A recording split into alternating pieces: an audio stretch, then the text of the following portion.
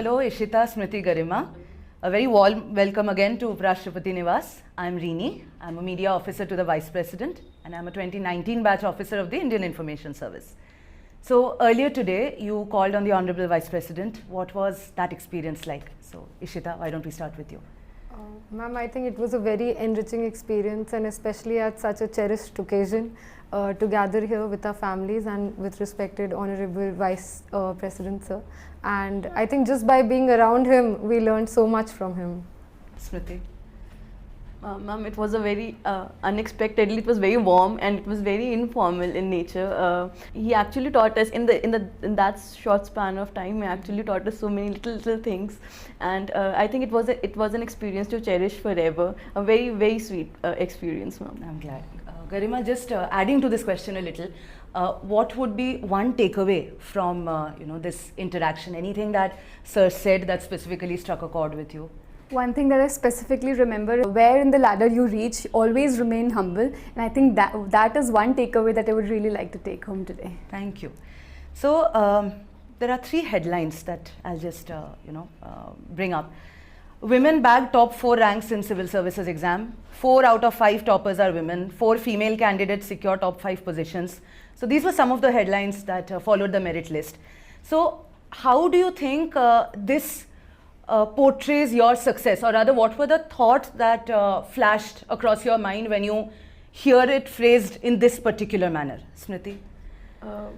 Ma'am, one is it is very, in general, it is a very pleasant thing or a positive thing to say. Do you want Ishita or Garima to join you? Yes, please. So, I think it's a great feeling, and it's a very proud moment for the entire country, including myself, to see my name followed by Garima's name, followed by Uma's name, and then Smriti. And it was very exciting to see girls at the top. I hope this creates that kind of a social impact for change and that ripple effect in society, where until the last village, parents are encouraging their girls. So I felt very happy and very proud.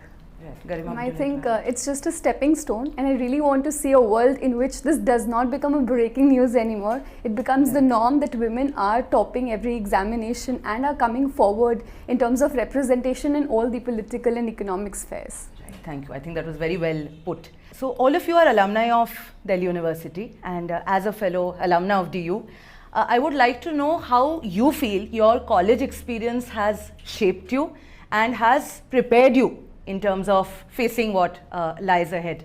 Garima? Ma'am, I think coming from small towns and all towns of India, Delhi University provides an excellent platform and excellent exposure. I remember coming in Delhi University and coming to know about the different career options. Being a part of the multiple societies like the debating society, for example, it opens you up as a person and really helps you shape your personality and make you capable to take decisions for yourself. So I think in that manner, it's really enriching.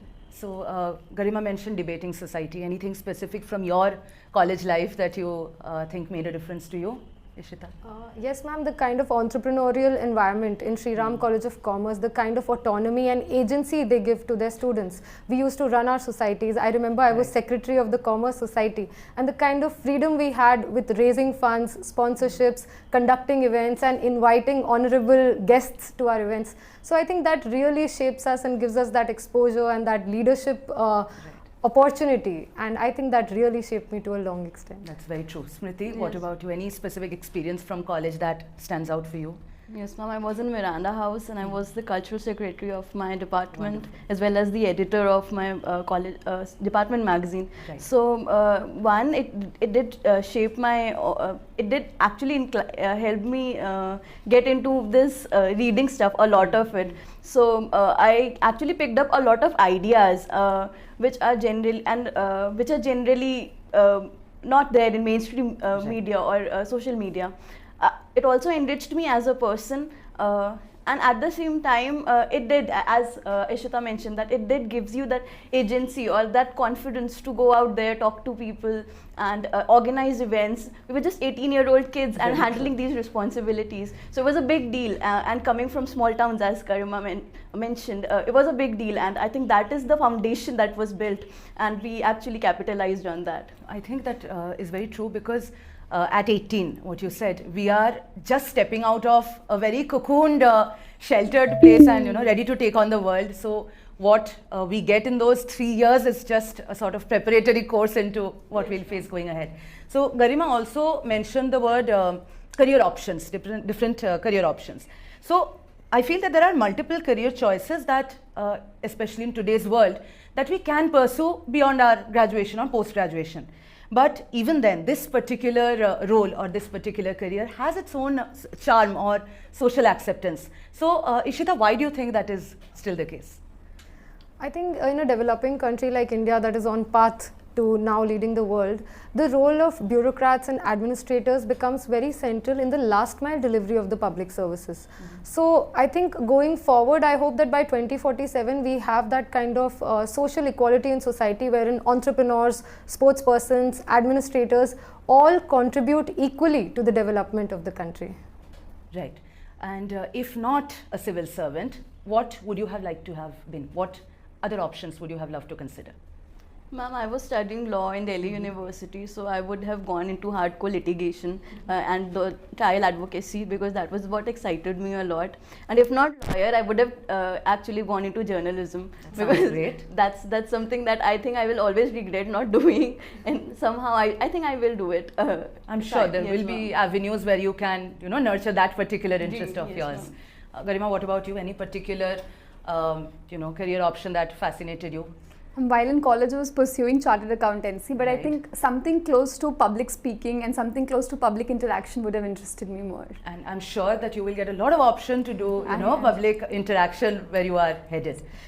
So now, we have seen your family members interact with the Vice President today. So what was their reaction like when they knew that there's a call on that they would also be attending? Were they excited about it, Ishita? Absolutely, ma'am. My brother is also a graduate from Delhi University. He was in Hindu College and then CLC. So the moment he heard that the Chancellor of the university has invited us, we were completely thrilled. And for my mother, of course, she was very happy and proud that both her children are from Delhi University. Garima, so I'm sure your family would have been a cornerstone for your success. So how do you think having the support of family, having them understand what we are going through makes a difference to the journey so far, the preparation part, which is probably one of the most uncertain and tumultuous periods of our life. So how do you think their understanding of you and of your difficulties makes a difference? I think, ma'am, it's the life breath of your entire preparation. I could not have done it without the support of my family, especially my mother and my younger brother. I remember both of them keeping track of every minute I needed something and just not letting me waste one precious minute, and always supporting me even when I failed in my first prelims, not doubting my capabilities and always wishing the best for me. I think that is enough for a person who is preparing in this exam full of uncertainties. Very true. So now we move a little, to a slightly different line of conversation. So do you think, given the headlines we just discussed earlier in the interview, do you think there's a difference in men and women in leadership positions? Ishita, we'll start with you. Ma'am, I think it's more about the capabilities and credibility of the person, and we must not have that sort of a gendered lens. I think if a responsible person... What Ishita said, I completely agree. But given the wider social perception, do you think there is still a difference in how women are seen in leadership roles vis-a-vis men? Garima, why don't we start with you? Right, ma'am. I totally agree with what you're saying. Holding a leadership position is one thing, and effectively pursuing that leadership position and taking active decisions is one another thing. And we have seen this in a lot of third tier of government in our country. But moving forward, it's not only important that we expand the percentage of leadership, let's say in parliament, from 14% to even higher. But apart from that, it's also important that women themselves become and feel confident and capable in taking that active decisions, standing by it and implementing it on ground. Right. So if we talk about, women themselves having the confidence to push forward, what do you think can actually help them gain this confidence? There are two words, ma'am: financial independence, and that's something that women should have, because that is snatched right from when they complete their schooling, their early marriages, child marriages, early pregnancy, it's a whole vicious cycle. So it is very important to give agency to women by giving them financial independence, so skill development, vocational courses, and enrolling them in higher education. They drop out of job market even if the male member is earning. So that is very important, ma'am. Financial independence is one thing that women should strive towards. Knowing that women are achieving great things in the public sphere at this point, and now it's no longer a question mark, it's a fact, it's a recognized and accepted fact. But while women are doing these astounding things in their workplace or in more prominent places, the traditional expectations from women in the domestic sphere continue to remain fairly in equilibrium.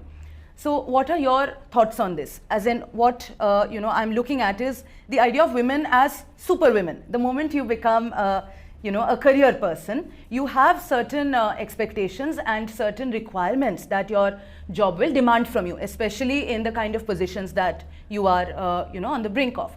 So how do you think these traditional expectations frame our ideas, or how we go ahead in deciding what we want to do? Garima, why don't we start with you? Right, ma'am. I think from the very beginning we have been taught all of these gender stereotypes, and we have been put in that frame. But for the entire civilization and the country to move ahead, I think we should respect the amount of population percentage that we have. So male and female counterparts have to equally move ahead and push each other forward in this entire journey. So I think apart from giving women the financial independence, the inclusion, the literacy, I think it's the more effort is required on the side of men, so that they understand their counterparts and also are willing to give them a way ahead in life. So we see all of these days that paternity leaves are coming forward, and people are in general promoting and encouraging their daughters, their wives, and this is a bright picture to look forward to, and I'm sure and I'm very positive about it that in the upcoming years the scenario is going to change. I'm so glad you brought this up, because I think the moment we go into questioning this line of thought, or we delve deeper into this conversation, we forget to think of the men who also support us in our roles. So I'm glad you brought that up. So we now go into a slightly different track. To add, because Garima has brought up a beautiful point about care work. Right. Ma'am, women nowadays, they have their careers, but they are now facing a dual burden. Not just their careers, but they still have that same responsibility at home. Exactly. So I think if we can equally divide the simple daily chores that we have at home, and men can also come forward and take that responsibility, so they have the space to grow. They won't have to sacrifice their careers anymore. So I think Garima has rightly said that we all should take that burden forward, and this will be the face of a new India. Thank you for bringing this up. I hope that men who watch this conversation will take a note. Thank you. So all of you are stepping into service at a very critical juncture. So we are all talking about Amrit Kal, and we have just completed 75 years. So now all eyes are on India at 100. So I would like to ask each of you, what is your vision of India at 100? We are all young people. We have certain ideas and certain dreams, but how do you look at the final picture that is likely to emerge in at the centenary of independence? Ishita? Ma'am, I envision India at 100 to be not just an economic power. We are now the 5th largest economy, but also to have the rightful place in the Committee of Nations, at the international platforms. And now we are already seeing how India is increasing its worth and value and its words at the international sphere. But apart from that, coming to the domestic side, I hope that the public services, the basic public utilities reach the last mile, and nobody sleeps hungry. Nobody has to worry so much about a job. They have those equal opportunities, and human resource development is given the priority. Wonderful. Smriti?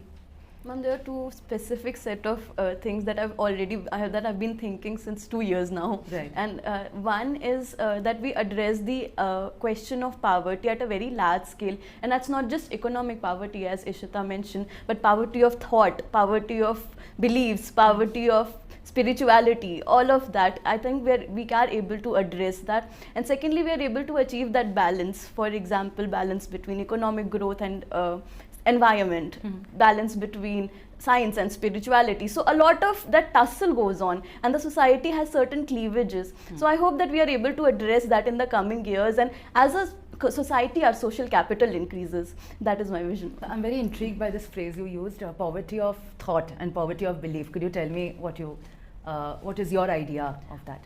Ma'am, a lot of times what happens is we see an idea on social media and then that becomes our dominant thought. We read a newspaper and that becomes our dominant thought. So that critical thinking skills that we as Indians in the ancient times had, I think that element is somehow missing. So that is something that our university should also culture, that spirit of excellence that for example the Japanese are known for. I think when that culture needs to develop, that if an Indian has done certain thing, or if this is an Indian thought, it must be the best. So that is something that we need to address at a larger scale. It's a very interesting perspective. Garima? I would like I would envision India in such a manner that going 25 years, 50 years down the line, we still are not talking about each one teach one or feed one, but we are talking about each one empower one. Particularly we as the young batch of civil servants, each one of us can empower the most vulnerable starting from our offices, in our district. Right. And so that the most vulnerable rung of the society can feel empowered to take their own decisions, can feel capable and confident of being a part of a country that is soon going to become a global economic as well as international superpower. Wonderful. So since Smriti mentioned that she's been thinking about this for 2 years, I'll start the next question with her. So if there's one particular area that is very close to your heart and you get a chance to work on that or push ahead with that in terms of the work you do at the field, what would that particular theme or area of work be? Ma'am, the theme would be development of civic sense and solid waste management, and because I want my cities to have squeaky clean streets, and that is an area that I really want to work upon because it overall improves the environment not just for humans but animals also. Right. So that is something that I really would want to work on. Thank you. That's not something we think of right at the top of our heads. I'm glad you brought that up. Garima? I think two fields would be very particular to me. One would be nutrition. We keep talking about hidden hunger, and I think we as smart citizens and responsible citizens going to sleep with a plate full of meal should think about it. And the second would definitely be strengthening the self-help groups for women so that it provides them political, economic, even social empowerment. Right. These would be two areas. Thank you. Ishita, what about you? Ma'am, if there is an issue that really resonates with me, it would definitely be women empowerment, and I hope that women at the grassroots level, the rural level, the urban level, administration, corporate, sports, everywhere our women are able to achieve their potential, their hidden potential, their invisibility should now be visible, and I hope I get the opportunity to contribute to it. Thank you for sharing that. So again, there has been a lot of media attention on you on the past few days. And I'm sure you've already answered a lot of questions about your journey and your preparation. So this is your chance to tell me something that we don't know yet. So what is that one facet of your personality that you would like to share which you feel is not something that would fit into the usual mold of an aspiring civil servant? Any kind of hobby or interest that you would want everyone to know about, but they're not asking you about it. So, Garima? I think, ma'am, I'm a big foodie. I stayed here for 20 days in Delhi while I was doing my mock interviews and thing. I used to go out and eat every day, I think 3-4 times a day. But now it has become difficult for me to go out and eat on that same pav bhaji stall because people are coming and are asking me queries. So now I tell them that no, I am not Garima, just let me eat my pav bhaji and dabeli on time. That is one. So what thing. are the places you've explored here for food? For Karol, I think I stayed here for 3 years in college as well, starting from the backside of my college, Chachi Di Hatti's Chole Bhature, then Sita Ram ke Chole Bhature. I see nods of recognition. These momos, I think everything, all the Vaishno chaat bhandars, Golgappe, these are all my favorite. I hope people watching again taking note. Delhi is a heaven for me because it has a lot of good food. So before I come back to your respective facets of personality, we continue the food question while we are at it. Ishita?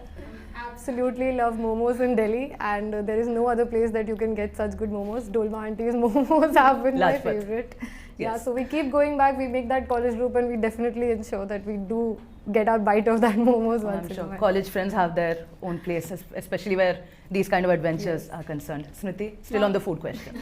Yeah. Ma'am, I loved having Maggie at Tom Uncle's. So I think more than the Maggie, the memories that we created there. So it's a very nostalgic thing to go there. Yes, ma'am. So I love how the things you have mentioned have not changed from when I was in college to when all of you have been in college, which are again very different years. But I love that food is one thing that still binds all of us together. Yes. So yes, we've talked about her personality. Now we come to both of you, Smriti. Ma'am, it is very difficult for me to. So there are two things, ma'am. When I'm working, I'm working. That's one aspect of my personality. But other than that, to remain, there's a perception that all bureaucrats have to maintain that you have to be very serious, and there'll be background reels with all those music, with all of that. So I do not match that at all, and it has been very difficult for me to hold up that facet, to maintain that. So there's a certain expectation also that people have, because I am a very fun person too. So it's that aspect I think is missing, but I think it's a legit expectation. So that's something I'm struggling with also. No, I think that's a great thing. Please never lose the fun part of you, which you said, because there will be a lot of roller coasters going ahead. But I think that is one thing that keeps us all afloat. So I hope you continue to stay that way. Ishita, what about you? Ma'am, usually when someone thinks of an aspirant for civil services, they imagine someone studying 16 hours, 17 hours. But I just want to convey that I have been someone who has not been entirely with the books. I have also been a sports person. I have also cultivated my interests in painting. So I was always trying to cultivate a hobby in the last 3 years of my preparation also. Right. So that we don't stay limited to our books, we should have that holistic experience of life as well. Very true. So that is my 2 cents. What are your, what are the sports you play? What do you enjoy? Ma'am, back in school, I played the national level Subroto Cup for football. Wonderful, okay. And I've also played basketball. I keep changing those sports every now and then. And coming from a Bihari family, we've always inculcated about the learnings about Madhubani paintings. Oh, yes. So that is also something that I grew up with. Do you still, indulge in that once in a while, the painting? Yes, ma'am. I think it provides a very meditative environment, because it's so intricate and detailed that apart from my preparation, I felt that I had a space where I could just spend peacefully sometime. That is great.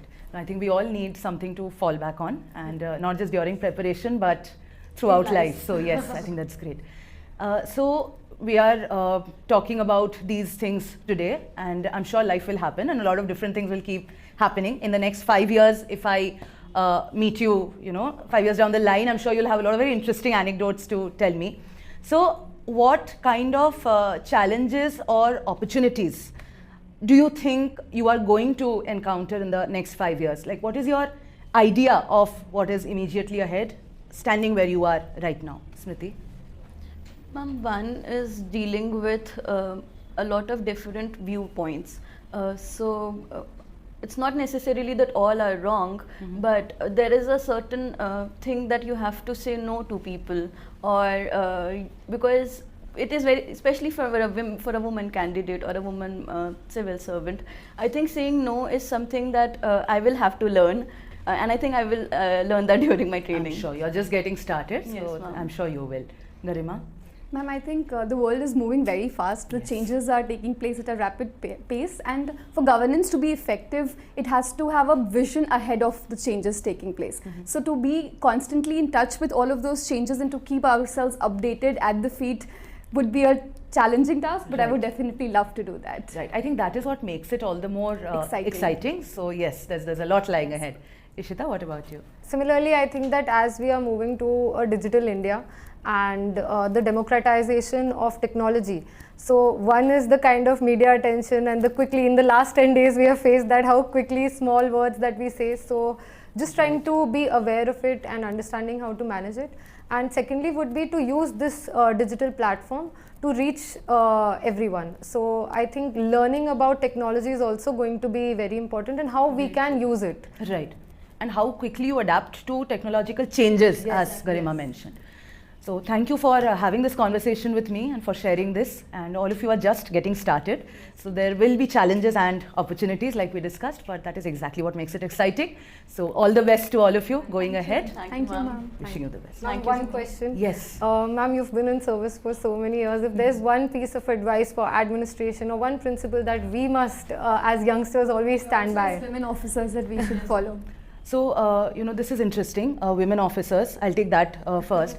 I think our aim should be to be known as officers, and we need to get to a point where people do not, acknowledge us separately as women officers, and that is also one of the greatest challenges and opportunities, because you need to go to a point where you prove your worth at a point where that will not be questioned anymore, so that you are an officer, you're known for your excellence, not by your gender. And I think that is something I would also, I think we missed this one, but women have to work extra hard to get to that point where they're recognized as just officers and not women officers. Right. I think, yes, we work extra hard possibly because of what we were discussing, that there's poverty of thought, maybe to use your phrase. There is still that expectation or a gap in the traditional outlook and what all of us are actually proving on a day-to-day basis. So I think as we go ahead, possibly, as we said, India at 100, you will see, and I genuinely hope we all see, a very